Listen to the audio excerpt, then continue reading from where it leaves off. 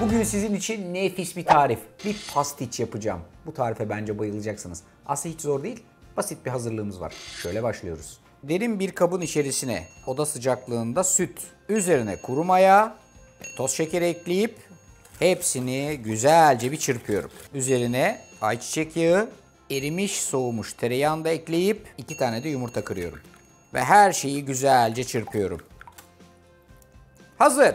Sıra geldi kurulara. Unun içerisine mahlep ilave ediyorum. Şöyle güzelce bir karıştırıp porselen tezgahın üzerine döküyorum. O ortasında bir çukur açıyorum. Bu hazırladığım sıvı karışımı ortadaki çukura döküp her zaman olduğu gibi hamurun dışından tuz gezdiriyorum.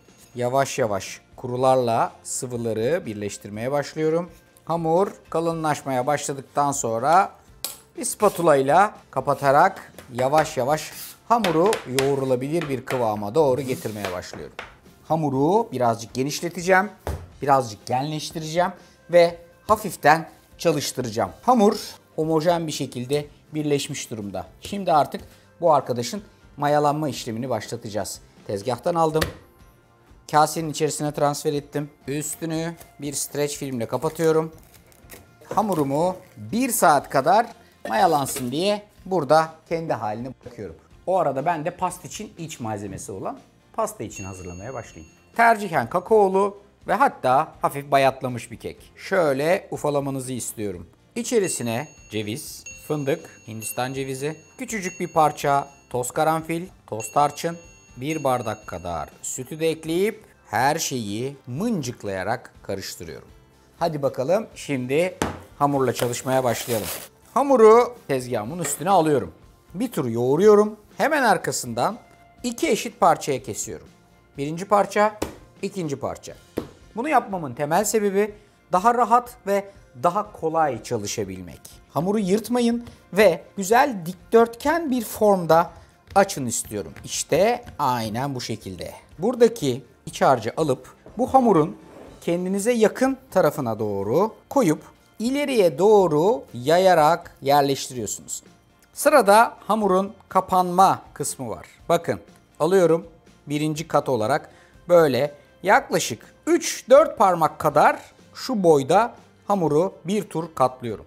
Hemen arkasından ikinci tur katlıyorum. Üst parçayı da şu şekilde üstüne kapattıktan sonra üstte olan ekli parça aşağıda kalacak vaziyette hamuru ters çeviriyorum. Arkasından ilk parçayı çıkarttım. 3 ya da 4 parmak kalınlığında kesiyorum. Şu şekilde dilimler oluşturuyorsunuz. Şöyle güzel bir dilim alıyorsunuz. Tepsiye yerleştiriyorsunuz. Yumurta sarısıyla üstünü ve kenarlarını fırçalıyorsunuz. Üzerine file fındık veya susam serperek fırına atmaya hazır hale getiriyorsunuz. 180 dereceye önceden ısıtılmış fırın. Orta raf ve takriben 20-25 dakika. Sonuç garantili mükemmellik. Muhteşem. Öf, şuna bak. Fırından çıkarttım. Birazcık soğuttum.